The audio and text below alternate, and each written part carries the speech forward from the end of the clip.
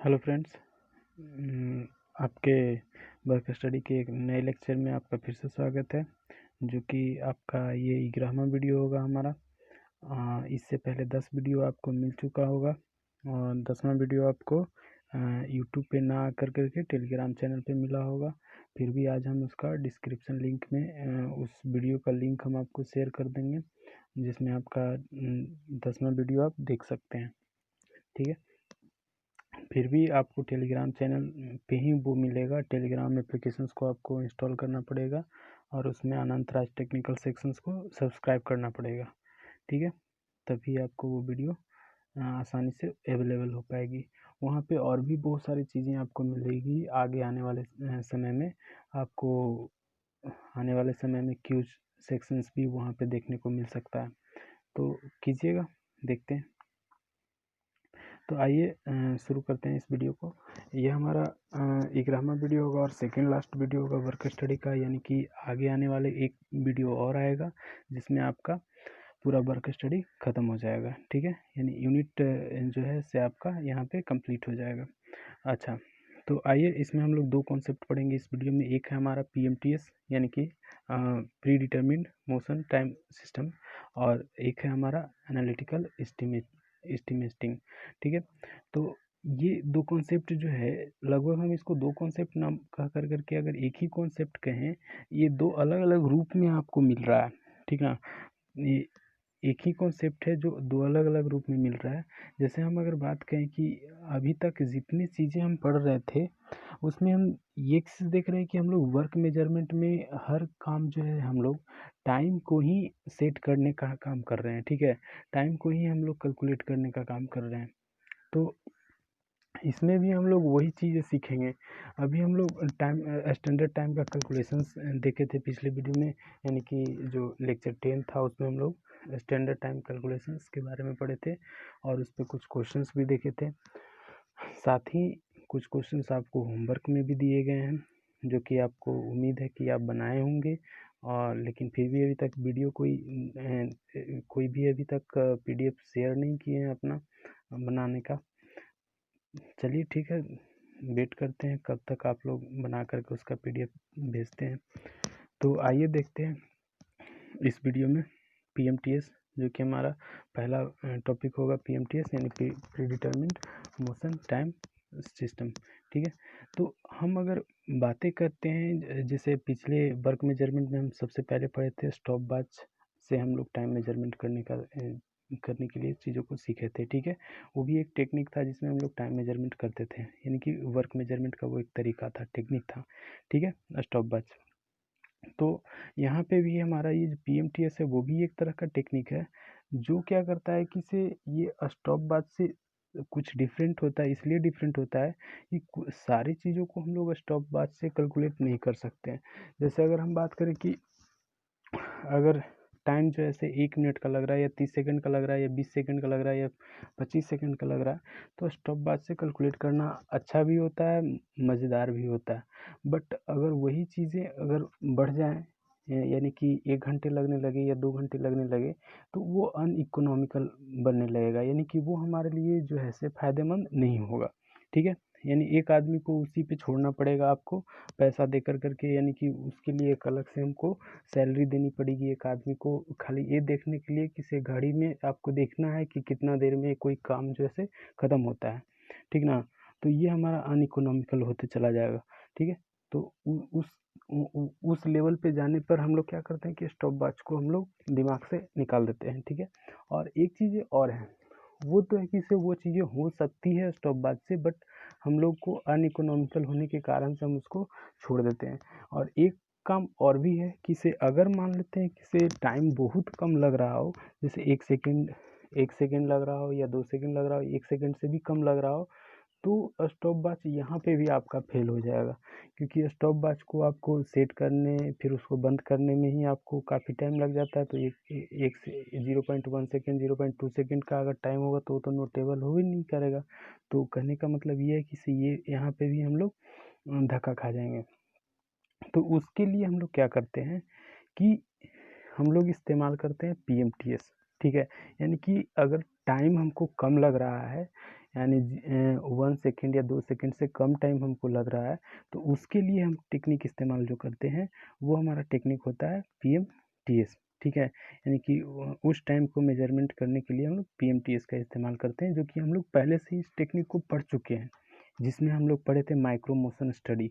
ये micro time है, इसीलिए इसमें हम लोग इस्तेमाल करते हैं माइक्रो मोशन स्टडी का। ठीक है, तो माइक्रो मोशन स्टडी जो है उसमें हम लोग देखे थे क्या कि उस वहाँ पे हम लोग क्या करते थे कि एक वीडियो बनाते थे। ठीक है, चीज़ों को हम लोग वीडियो बनाते थे और वीडियो बनाने के बाद हम लोग उसको एनालाइज कर करके टाइम को सेट करते थे। तो यहाँ पे भी हम लोग PMTS में भी वही काम करेंगे, यानी कि पहले वीडियो बनाएंगे, जो भी वर्क हो रहा होगा उस वर्क का हम लोग वीडियो बनाएंगे। वीडियो बनाने के बाद हम लोग क्या करेंगे कि उसको एनालाइज करेंगे, एनालाइज करने के बाद हम लोग स्टैंडर्ड टाइम सेट करेंगे। ठीक है, तो वही हमारा टेक्निक जो होता है PMTS कहलाता है। ठीक है, तो इसी को हम यही टेक्निक को हम एक लैंग्वेज में बना करके दे दे रहे हैं, या फिर ये कहिए कि इसे हम किसी बुक के लैंग्वेज को हम यहाँ पे लिख दे रहे हैं। ठीक है, तो आइए देख लेते हैं इस लैंग्वेज को भी। तो कहता है कि it is the work measurement technique, ये एक वर्क मेजरमेंट टेक्निक है whereby times established for basic human motions, जिसमें हम लोग क्या करते हैं कि ह्यूमन मोशंस के टाइम को ही हम लोग इस्टेब्लिश करते हैं। Are use to build up the time for a job, जिसका हम लोग इस्तेमाल करते हैं किसी जॉब के टाइम को बनाने के लिए। ठीक है, at a defined level of performance. ये at a defined level of performance इसलिए बात की क्योंकि कोई भी वर्कर, हम उस वर्कर का ऑब्जर्वेशन लेते हैं जो मतलब कि थोड़ा वो ट्रेंड है, यानी उस काम के बारे में बेहतर तरीके से जानता हो। ठीक ना, यानी कि ट्रेन होना चाहिए, उस काम को कर सके आसानी से। ठीक है, तभी हम लोग कह सकते हैं कि उसका परफॉर्मेंस कुछ है। ठीक ना, अगर मान लेते हैं कि वो काम को जानता ही नहीं तो उसका परफॉर्मेंस तो कुछ है ही नहीं, तो फिर तो वो काम करेगा नहीं सही से, या करेगा भी तो सोचते सोचते उसको टाइम काफ़ी ज़्यादा लग जाएगा। ठीक है, तो वो एक्चुअल में हम लोग उसका ऑब्जर्वेशन लेंगे ही नहीं। ठीक ना, अब बात करते हैं कि इसमें टेक्निक क्या क्या यूज़ होगा। अगर जो टेक्निक है उस टेक्निक को इस्तेमाल करने में हम लोग को कौन कौन सी बातें ध्यान में रखनी है उसको पहले देखते हैं। ठीक है, तो इसमें हम लोग को जो ध्यान रखने वाली बातें हैं वो ये है कि इस टाइम को इस टेक्निक को इस्तेमाल जो हम लोग करते हैं वो इसलिए करते हैं क्योंकि हम लोग को स्टॉप वॉच से कैलकुलेट करना इसमें मुश्किल हो जाता है, या फिर ये कहें कि इसमें जो है इनएक्यूरेसी बढ़ जाएगी अगर स्टॉप वॉच से कैलकुलेट करते हैं तो। ठीक है, अच्छा, फिर इसको हम लोग जजमेंट भी नहीं कर सकते हैं, यानी कि इतना शॉर्ट पीरियड ऑफ इंटरवल होता है, शॉर्ट टाइम इंटरवल होता है कि हम लोग इसको जज भी नहीं कर सकते हैं, तो इसलिए भी हम लोग इसका इस्तेमाल करते हैं। ठीक है, वीडियो मेथड। ठीक है, तो वही लिखे हैं कि से the technique to build the PMTS data does not measure element time by stopwatch, यानी स्टॉप वॉच से इसको हम लोग मेजरमेंट नहीं कर सकते हैं। दस इट एवॉइड्स द इनएक्यूरेसी, और इसके कारण से हम इसको ये जो है इनएक्यूरेसी को हम लोग अवॉइड करते हैं, यानी कि अगर स्टॉप वॉच से मेजरमेंट करते हैं तो इनएक्यूरेसी बढ़ जाती। ठीक ना, इसीलिए हम लोग इसको स्टॉप वॉच से मेजरमेंट नहीं करते हैं, इसलिए इसमें हम लोग क्या करते हैं कि इनएक्यूरेसी इसमें नहीं होती है। ठीक है, तो इसीलिए लिखे हैं कि thus it avoids the inaccuracy, यानी कि ये इनएक्यूरेसी को अवॉइड करता है। ठीक है, being introduce owing to the element of human judgement, और साथ ही साथ एक और है कि जो ह्यूमन जजमेंट है वो भी इसमें हम लोग नहीं डालते हैं। ठीक ना, अगर ह्यूमन जजमेंट भी डालते हैं तो भी इसमें एक्यूरेसी जो है हमारा क्या हो जाएगा, घट जाएगा। ठीक है, अच्छा, अब बात करते हैं इस पे कि it is assumed that all manual tasks in industries are made up of a certain basic movement which are common to all jobs। इसमें हम लोग एक चीज़ें मान लेते हैं, क्या मान लेते हैं कि जितने भी आपको टास्क हो रहा है, हर तरह के जो टास्क हो रहे हैं उसमें से हम कुछ जो बेसिक मूवमेंट होता है आदमी का या वर्कर का कह सकते हैं, जो कॉमन होता है उसको ज़्यादा हम लोग उस पर फोकस करते हैं। ठीक है, जैसे में अगर मान लेते हैं कि ये हमारा लेथ सेक्शन है, ये हमारा ड्रिलिंग सेक्शन है। ठीक है, ये लेथ सेक्शन है, ये हमारा ड्रिलिंग सेक्शन है, तो यहाँ पे भी एक आदमी वर्क कर रहा होगा, खड़ा होगा। ठीक है, और ये यहाँ पे मान लेते हैं नीचे फर्श पे आपका रॉ मटेरियल रखा हुआ है, ठीक है। और यहाँ पे भी एक आदमी होगा जो वर्क कर रहा होगा खड़ा होकर के, ठीक है। और यहाँ पे भी आपका रॉ मटेरियल रखा हुआ है फर्श पे, ठीक है। तो ये जो सेम वर्क जो होगा, सेम मूवमेंट जो होगा आदमी का, वो ये होगा कि से ये भी नीचे से उठाएगा चीज़ों को, रॉ मटेरियल को। हाँ, भले ही दोनों अलग अलग मशीन पे काम कर रहा है, लेकिन काम तो एक जैसा कर रहा है ना, यानी कि दोनों को झुकना पड़ेगा, ठीक है। रॉ मटेरियल को उठाना है, उठा करके यहाँ सेट करना है, उठा करके यहाँ सेट करना है, ठीक है। तो ये जो झुकने का काम है, उठा करके सेट करने का जो काम है, ये दोनों में हम कह सकते हैं कि ये कॉमन काम है दोनों का, यानी कि नीचे झुकना फिर ऊपर उठना, ठीक है। तो ये जो इस तरह के जो काम होते हैं उस पे हम लोग फोकस करते हैं, इसको ज़्यादा हम लोग ऑब्जर्व करते हैं, क्योंकि इसी को हम लोग को एनालाइज कर करके सेट करना होता है, ठीक है। अच्छा, फिर बात करते हैं, किसे कहता है कि the average time taken by the normal industry worker to perform a basic movement is practically constant. हम लोग एक चीज़ देखते हैं कि ये जो आपका वर्क होता है, एवरेज टाइम जो इसमें लगेगा, अगर कोई आदमी है यहाँ पे वर्क कर रहा है, उठा करके रख रहा है, यहाँ पे भी जो मशीन्स पे जो वर्क कर रहा होगा, यानी कि ये लेथ सेक्शन था, ये ड्रिल सेक्शन था, तो यहाँ से उठा करके रखने में, यहाँ से उठा करके रखने में लगभग एवरेज टाइम जो हम देखेंगे वो प्रैक्टिकली एक समान रूप से टाइम लग रहा होगा दोनों को, ठीक है। तो ये प्रैक्टिकली कांस्टेंट टाइम होता है, ठीक है, इसको उठा कर करके ऊपर रखने का, ठीक है। तो ये हम कह सकते हैं कि हमारा जो टाइम होगा प्रैक्टिकली कांस्टेंट टाइम होता है, ठीक है। अच्छा, इन सारी चीज़ों को हम लोग माइंड में रखते हैं इस चीज़ को अप्लाई करते समय, इस टेक्निक को अप्लाई करते समय, ठीक है। फिर हम आगे बढ़ते हैं, तो उसके लिए हम लोग जो प्रोसीड्यूर होगा वो क्या होगा, तो PMTS को टेक्निक को अप्लाई करने का जो प्रोसीड्यूर होगा वो क्या होगा, तो कहते हैं कि से select large number of workers doing variety of jobs under normal working conditions in industries. हम लोग अलग अलग तरह के काम करने वाले वर्कर्स को हम लोग सेलेक्ट करते हैं, ठीक है, जो कि नॉर्मल वर्किंग कंडीशंस में वर्क कर रहा है इंडस्ट्री के अंदर, ठीक है। और रिकॉर्ड करते हैं उसके जॉब ऑपरेशंस को, किसमें, तो मूवी फिल्म में। इस बात पे थोड़ा सा आप जोर दीजिएगा, ठीक है। ये ऑब्जेक्टिव में किसी भी तरीके से आपको पूछा जा सकता है, ठीक है, सिर्फ इस बात को जोर दे करके, ठीक ना। इसमें हम लोग क्या करते हैं कि रिकॉर्ड करते हैं जॉब ऑपरेशंस को, किसमें, तो मूवी फिल्म में रिकॉर्ड करते हैं, ठीक है। मूवी फिल्म में रिकॉर्ड करने के बाद उसको एनालाइज करते हैं, उसके टाइम को नोट डाउन करते हैं, और एक कंप्लीट फाइल डाटा बनाते हैं, हम लोग एक चार्ट बनाते हैं या टेबल बनाते हैं जिसमें हम लोग उस चीज़ों को लिखते हैं, यानी कि जैसे वही था, अलग अलग जो आपका एलिमेंट में जो वर्क बन करके आ रहा था, यानी कि उठाने का टाइम, जो रॉ मटेरियल उठाने का टाइम था, उसको सेट करने का जो टाइम था वो, ठीक है। और भी वैसे काम होगा, यानी सेट करने के बाद उसको रिलीज करने का, असेंबल करने का या डिसेंबल करने का जो टाइम होगा वो, ठीक है। तो ये डिफरेंट डिफरेंट जो टाइम आपका बन रहा है, वो सबको अगर हम जोड़ दें तो हम ये कह सकते हैं कि ये जोड़ने पे हमको वो टाइम आएगा जिसमें हमारा पूरा का पूरा जॉब जो है से बन चुका होगा, ठीक है। यानी कि पूरा जॉब बनने में इतना टाइम हमको लगेगा, ठीक है। ये सारा टाइम जो अलग अलग जो टाइम हम लोग जोड़े हैं, वो मटेरियल को उठाने में, उसको ऊपर सेट करने में, सेट करके फिर उसको मशीन्स को चलाने में, चलाने के बाद उसको फिर डिसेंबल करने में, फिर उसको रखने में जो टाइम आया, यानी प्रोडक्ट को तैयार होने का पूरा टाइम जो है हम लोग इस तरह से कैलकुलेट कर सकते हैं, नॉर्मल टाइम, ठीक है। अच्छा, तो ये तो नॉर्मल टाइम हम लोग कैलकुलेट कर लिए। अब बातें ये होती है कि इसे नॉर्मल टाइम कैलकुलेट करने के बावजूद क्या ये एक्चुअल टाइम होगा, हर बार इतना ही टाइम लगेगा, तो हम कह सकते हैं कि नहीं। क्यों, कि भाई हम तो ये तो चीज़ें लाए हैं, हर बार तो इतना ही टाइम लगना चाहिए, तो नहीं लगेगा। इसलिए नहीं लगेगा कि ये एक जॉब को हमने स्टडी किया, ऑब्जर्व किया है, यानी कि इसको हर चीज़ को देखा है, और देख कर करके हम उसके परफॉर्मेंस रेटिंग पे बात किए, यानी कि जो वर्कर है उसका परफॉर्मेंस 100% परफॉर्मेंस रेटिंग पे वो काम किया, उसके हिसाब से ही इतना टाइम आया, ठीक है।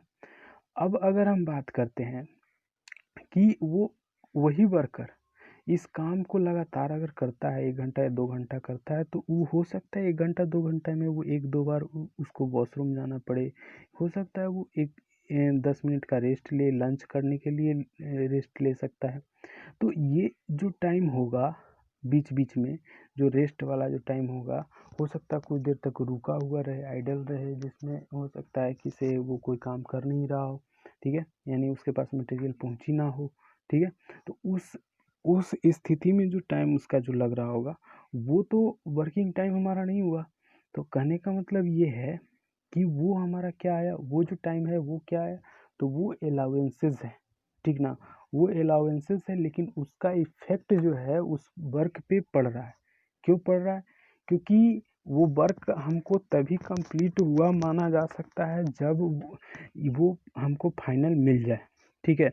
अगर मान लेते हैं कि उसके अलग अलग एलिमेंट को काम अलग अलग वर्क को परफॉर्म करने के लिए अगर एक कोई चीज़ प्रोडक्ट बन रही है, वो प्रोडक्ट में 4 गो एलिमेंट है, उस चारों एलिमेंट को अलग अलग जगहों पे तैयार किया जा रहा है, और ये चीज़ हम कहें कि ये पूरा कब बन करके तैयार हो जाता है, तो चारों पूरा का पूरा अगर कंप्लीट हो जाता है तब हम कहते हैं कि इसे ये हमारा पूरा प्रोडक्ट तैयार हो गया, ठीक है।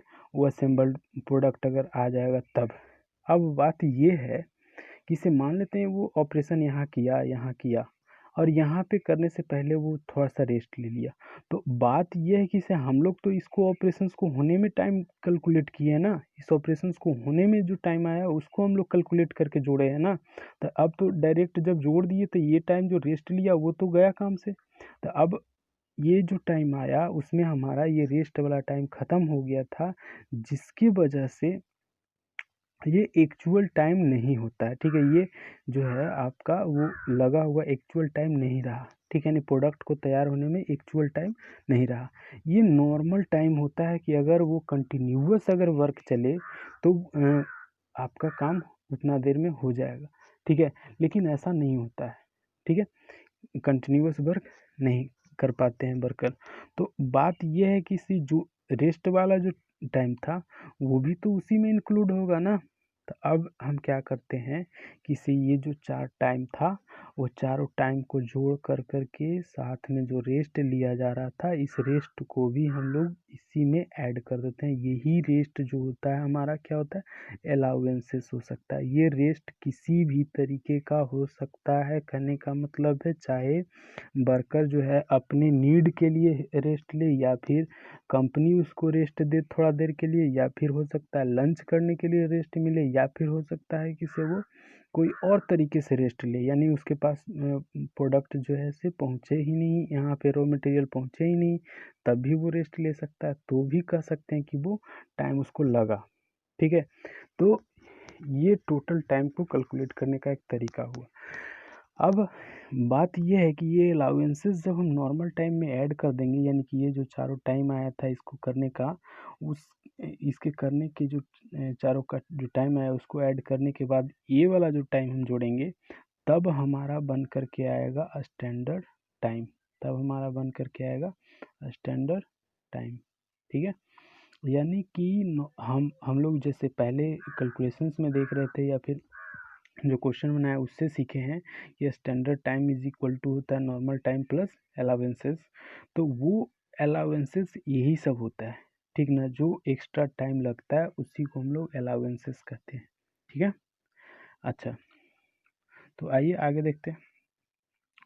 फिर कहता है कि से once the tables for various basic motions are ready, जब आपका टेबल जो है अलग अलग मोशंस का रेडी कर लिया जाता है यानी तैयार हो जाता है, तब the normal time for any new job can be determine, तब हम लोग नॉर्मल टाइम को डिटरमाइन कर सकते हैं by breaking the job into its basic movement noting time for each motions. उस जॉब को अलग अलग बेसिक एलिमेंट में तोड़ देते हैं, जैसा हम भी बात कर रहे थे कि 4 गो अगर प्रोसेस से अगर कोई प्रोडक्ट को गुजरना है तो ये इसका बेसिक एलिमेंट हुआ 4, ठीक है। और इसमें जो टाइम लग रहा है इसको हम लोग तोड़ देते हैं, अलग अलग एलिमेंट में तोड़ कर के चारों का टाइम को नोट आउट कर लेते हैं और सबको जोड़ते हैं, ठीक है। फिर कहता है कि adding up times values for all the basic motions involved in the job. A standard time may be obtained adding proper allowance. Standard time जो आएगा वो उसमें जो अलाउंस दिया गया है उसको ऐड करने के बाद आएगा आपको, ठीक है। हो सकता है कि पर्टिकुलर एक जॉब को बनाते समय वो अलाउंस ले ही नहीं, वो रेस्ट ले ही नहीं, डायरेक्ट उसको सारा चीज़ व्यवस्था मिलते गया, डायरेक्ट इसके बाद ये हो गया, इसके बाद ये हो गया, इसके बाद ये हो गया।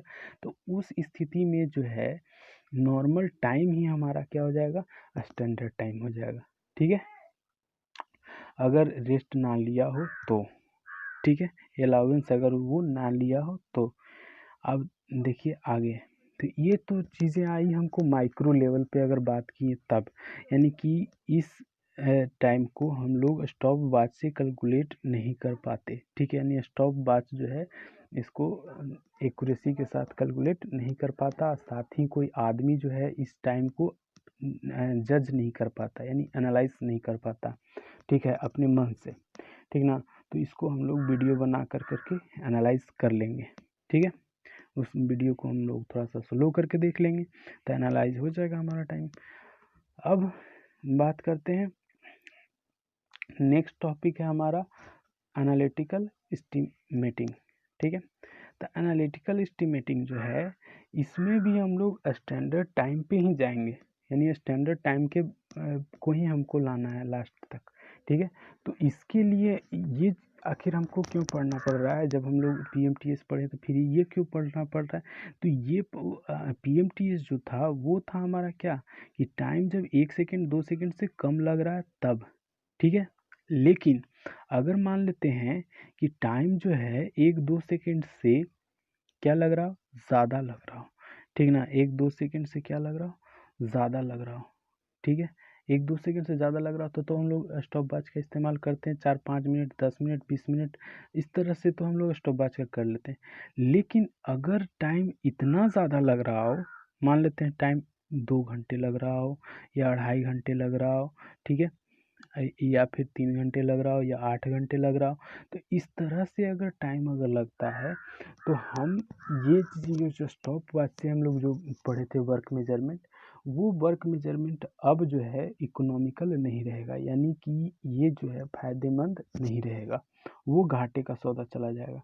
तो उसके लिए हम क्या करते हैं कि इस मेथड का इस्तेमाल करते हैं, यानी एनालिटिकल एस्टिमेशन का हम लोग इस्तेमाल करते हैं। इसमें क्या होता है कि कुछ पार्ट वर्क जो होता है, यानी एक वर्क करने में जो अलग अलग ऑपरेशंस होते हैं, उस ऑपरेशंस में हो सकता है कि इसका टाइम आपको फाइल में दिया हुआ रहे, ठीक है, इसका टाइम आपको दिया हुआ रहे, इसका टाइम आपको दिया हुआ रहे कि इतना देर तक आपको करना है।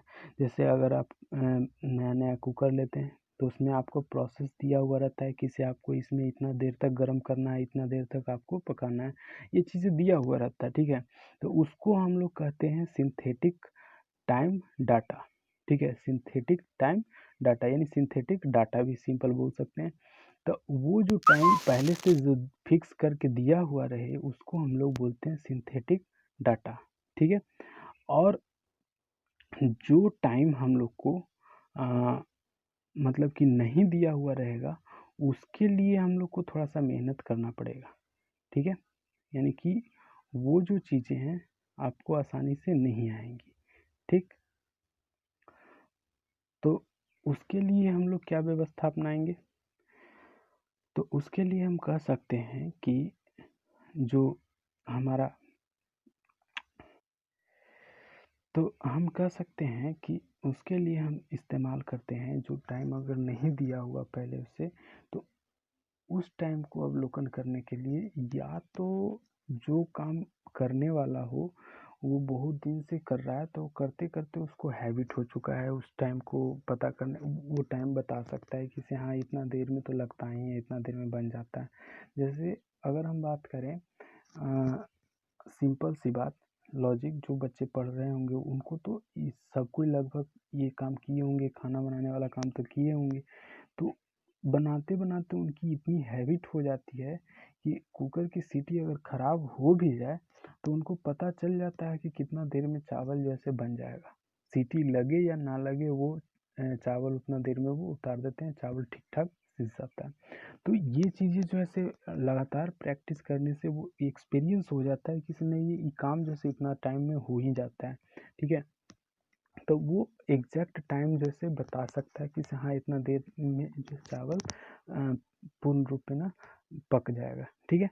तो यही जो है वहाँ पे एस्टिमेटर जो है यही काम करता है, यानी कि जो जिस चीज़ का अगर डाटा आपको नहीं रहेगा, टाइम अगर सिंथेटिक नहीं दिया हुआ रहेगा, यानी पहले से नहीं दिया हुआ रहेगा, उसके लिए एस्टिमेटर जो है पहले से आपको बता देगा, जो माने कि बहुत दिन से एक्सपीरियंस्ड बंदा है वो आपको बता देगा कि इस काम में कितना दिन लगेगा या कितना टाइम लगेगा, ये चीज़ें वो बता देगा, ठीक है। जैसे हम लोग देखते हैं कि किसी काम को करते समय कॉन्ट्रैक्टर जो है, कॉन्ट्रैक्टर वो सब चीज़ को भांप लेता है कि कितना दिन तक हमारा काम चलेगा, कितना दिन में हम पुल को कंप्लीट कर देंगे, ठीक है। तो वो काम को करते करते उसको प्रैक्टिस हो चुका होता है, ठीक है, वो एक्सपीरियंस हो जाता है उसको, इसीलिए वो बता देता है, पिछले अनुभवों से वो बता देता है, ठीक है। तो यही चीज़ हमारा काम आता है एनालिटिकल एस्टिमेटिंग में, ठीक है। तो अब यही सारे कॉन्सेप्ट को हम यहाँ पे लिखते हैं एनालिटिकल एस्टिमेशन में।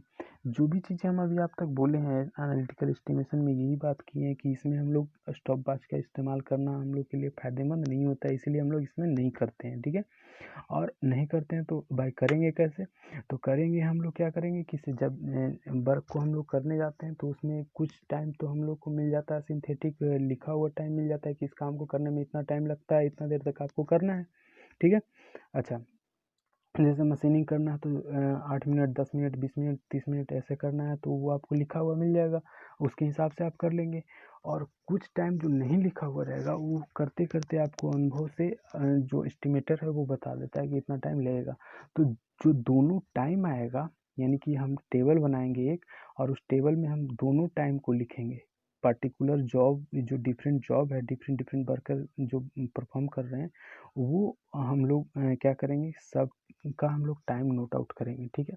और नोट आउट कर कर करके हम लोग एक चीज़ देखेंगे कि जो दोनों डाटा हमारा बन करके आया, यानी सिंथेटिक टाइम जो आया है टेबल बन करके, और जो एस्टिमेटर बताया है, वो दोनों को हम लोग जोड़ देंगे, ठीक है, सबको ऐड कर देंगे। ऐड करने के बाद ये हमारा जो टाइम आएगा, ये हमारा नॉर्मल टाइम आएगा, ठीक है। और इसमें हम एक और चीज़ ऐड करेंगे, वो है अलाउंस, ठीक है। अलग अलग तरह के जो अलाउंस होंगे वो सबको हम जब ऐड कर देंगे तो हमारा स्टैंडर्ड टाइम बन करके आ जाएगा, ठीक है। तो इसमें सिर्फ एक बात बदल गई, उसमें तो हम लोग वीडियो बना करके एनालाइज कर रहे थे, इसमें हमारा था इसमें हम लोग को वीडियो बनाना भी अनइकोनॉमिकल पड़ जाएगा, क्यों? क्योंकि वीडियो भी बनाएंगे तो उसमें भी तो 1.5-2 घंटा लगाना पड़ेगा, ये उसमें भी तो 8-10 घंटे लगाने पड़ेंगे, ठीक है। अब फिर उसको वीडियो को चला करके देखना भी 8-10 घंटे। तो कहने का मतलब ये है कि हम लोग इसमें वीडियो नहीं बना सकते हैं, तो क्या कर सकते हैं, तो एस्टिमेट कर सकते हैं, ये टाइम को एस्टिमेटिंग एक अंदाज़ा लगा सकते हैं, ठीक है। और अंदाज़ा लगा करके हम लोग सेट कर सकते हैं, ठीक है। तो वही चीज़ें यहाँ पे हम लिख दिए एज इट इज़, हम इसको किसी बुक से लिख दिए हैं, ठीक है। अच्छा, तो आइए देख लेते हैं इस लैंग्वेज को भी, ठीक है। तो कहा है कि setting the time standard for long and non repetitive operations by stopwatch method are uneconomical, यानी कि ये जो टाइम है हमारा अनइकोनॉमिकल हो जाता है स्टॉप वॉच से कैलकुलेट करना। In such case analytical estimating technique were used, it determines the time values for such job either by using the synthetic data or on the basis of a past experience, यानी कि पिछले experience के आधार पे हम लोग time का जो data है वो प्राप्त करते हैं। ऑफ द एस्टिमेटर, यानी कि एस्टिमेटर के सहायता से भिन्न नो सिंथेटिक और स्टैंडर्ड डाटा इज अवेलेबल, जब सिंथेटिक डाटा अवेलेबल नहीं रहता तब हम लोग एस्टिमेटर से हेल्प लेते हैं, ठीक है। और वो बतलाता है एक suitable time data. In order to produce accurate result the estimator must have sufficient experience, जब हमको एक्यूरेट रिजल्ट अगर प्राप्त करना है तो एस्टिमेटर को तकरीबन इस चीज़ों का एक्सपीरियंस होना चाहिए, एक पूर्ण रूपेण एक्सपीरियंस होना, सफिशिएंट एक्सपीरियंस होगा किसका, तो मोशन स्टडी का और टाइम स्टडी का। साथ ही साथ उसको ये चीज़ें यूज किया हुआ हो पहले से भी, तभी वो चीज़ों को आसानी से बतला पाएगा, नहीं तो नहीं बतला पाएगा। ठीक है। अच्छा, अब प्रोसीड्यूर इसमें क्या है कि the find out job details which includes job dimensions. हम लोग पहले क्या करते हैं इसमें, इसे पहले जॉब डिटेल्स खंगालते हैं। ठीक है, यानी कि देखते हैं कि जो हमारा प्रोडक्ट बनने वाला है, जो जॉब हमारा बनने वाला है, उसकी जो इंडस्ट्री में कंडीशन है वो कैसा है, किस इन्वायरमेंट में बनेगा, उसका जो लाइटिंग कंडीशन है, टेम्परेचर कंडीशन है, या अवेलेबिलिटी है, जो मटेरियल की अवेलेबिलिटी है, या जिग्स फिक्सर की जो अवेलेबिलिटी, यानी कि जो उसमें टूल जो इस्तेमाल होंगे उसकी अवेलेबिलिटी है, सारे कंडीशंस को हम लोग पहले देखते हैं। ठीक है। अच्छा, देखने के बाद क्या करते हैं कि जो जॉब है हमारा, उसकी अलग अलग कंस्टिट्यूट एलिमेंट में हम उसको तोड़ देते हैं। यानी कि अगर मान लेते हैं कि कोई वर्क परफॉर्म होना है 4 चीज़ों पे, लेथ पे, ड्रिल पे, शेपिंग पे और मशीनिंग पे, तो ये चारों को हम अलग अलग तोड़ कर के अलग अलग स्टडी करते हैं कि किस पे कितना टाइम लगा। ठीक है, तब हम लोग को आसान हो जाता है इस चीज़ को करने में। ठीक है, तो ये हम लोग करते हैं break the job into constituent elements. ठीक है, कहता है select time values for many elements possible for library of elements time values synthetic data. ये सिंथेटिक डाटा हम बोले थे कि जो हमारा सिंथेटिक डाटा जो होता है वो आपको दिया हुआ रहता है, या फिर ये कहें कि हमको वो मिलता है लाइब्रेरी से, जिसमें हम लोग को जो भी वर्क एलिमेंट होगा उसमें आपको लिखा हुआ रहता है वहाँ पे कि इतना टाइम तक आपको करना है वो चीज़। ठीक है। अच्छा, फिर है हमारा क्या कि to the remaining elements for which no synthetic data is available, usually the estimator gives suitable times values for past knowledge and experience। अगर कोई एलिमेंट कोई काम के लिए अगर हमारे पास टाइम डाटा अगर अवेलेबल नहीं है, तो इसके लिए हम लोग एस्टिमेटर इस्तेमाल करेंगे, जैसा कि हम अभी बताएं। और वही हमको बताया कि हाँ इसमें 3 घंटा लगेगा या 2 घंटा लगेगा, उस टाइम को हम नोट कर लेंगे। ठीक है, बाकी टाइम तो हम नोट किए हैं उससे सिंथेटिक डाटा से, तो दोनों को जोड़ेंगे तो हमारा नॉर्मल टाइम आएगा। ठीक है, वही अगला प्रोसीड्यूर होगा हमारा, जैसे हम लिखे हैं ई में कि add C and D and this is total basic time at 100% rating. यानी कि ये 100% रेटिंग के साथ जो है हमारा टोटल बेसिक टाइम यानी नॉर्मल टाइम आया। ठीक है, अब हम क्या करते हैं एप में कि add to an appropriate blanket relaxation allowance, यानी कि हम लोग इसमें जो रिलैक्सेशन अलाउंस उसको मिल रहा है वो हम ऐड कर देते हैं इस डाटा में। ठीक है, और ऐड कर करके हम लोग और अगर कोई एडिशनल अलाउंसेस है उसको भी ऐड करते हैं। जी में वही लिखें कि any additional allowances if applicable, अगर है तो may be added to in order to arrive the standard time for the given job task. करने का मतलब ये है कि से अगर और भी कोई इसमें अलाउंस अगर आ रहा है तो उसको भी हम लोग इसमें ऐड कर देते हैं, ताकि हम लोग स्टैंडर्ड टाइम पे पहुंच सकें। ठीक है, तो नॉर्मल टाइम से स्टैंडर्ड टाइम तक आने में हम लोग को यही चीज़ है कि नॉर्मल टाइम में हम लोग अलाउंस को ऐड करते हैं, तब हमारा पहुंच जाते हैं स्टैंडर्ड टाइम पे, जो कि हम लोग फार्मूला में प्रैक्टिस कर चुके हैं काफ़ी हद तक, तो ये चीज़ समझने में दिक्कत होगी नहीं। चलिए, अब ये हमारा हुआ कंप्लीट लेक्चर। तो अब वर्क मेजरमेंट आपका लगभग ख़त्म हो चुका है। अब एक टॉपिक और बचा हुआ है, मेरिट रेटिंग, तो उसको हम लोग कर लेंगे नेक्स्ट वीडियो में। अब बात ये है कि देखिए हम होमवर्क सीरीज दिए थे कि से कुछ बच्चों को कुछ कहे थे कि से आप लोग करके हमको भेजिए, यहाँ आप पीडीएफ मेरे पास भेजिए, हम देखेंगे कि से आप लोग कितना कर रहे हो कितना नहीं कर रहे हो।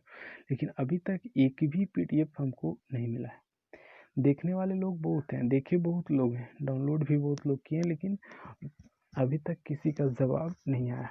तो हम ये चाहते हैं आप लोग करें तो ज़्यादा बेहतर है, नहीं करेंगे मेरे को तो कोई चीज़ नहीं चाहता, हम आपका जो काम है हम पूरा कर रहे हैं।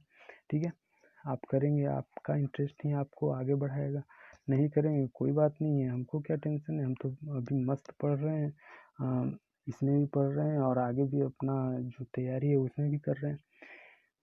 अब ये हुई टेक्निकल की बातें। अब आते हैं ननटेक पे।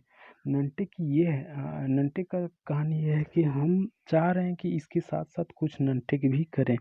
तो एक सेट उठा करके हम डिस्कस करना चाह रहे हैं कि पर डे हम एक सेट उठाएं और उसको डिस्कस करें, जिसमें हमारा तकरीबन हर चीज़ का क्वेश्चन हो। टेक ननटेक में मतलब कि जो जनरल साइंस का क्वेश्चन होता है या जनरल क्वेश्चन होता है वो करें, और कुछ मैथ के क्वेश्चंस को भी हम उसमें इंक्लूड करें, ठीक है, ताकि इससे हम लोग जुड़े रह सकें, ठीक ना। क्योंकि ननटेक जो है पढ़ना इसलिए इम्पोर्टेंट हो जाता है कि हर जगह पे उसका डिमांड है, वो मांग है इन हर एग्ज़ाम में तकरीबन, तो उसको भी हम लोग करते चलेंगे, ठीक है। तब तक के लिए बाय। वीडियो को देखिए, लाइक कीजिए, सब्सक्राइब कीजिए।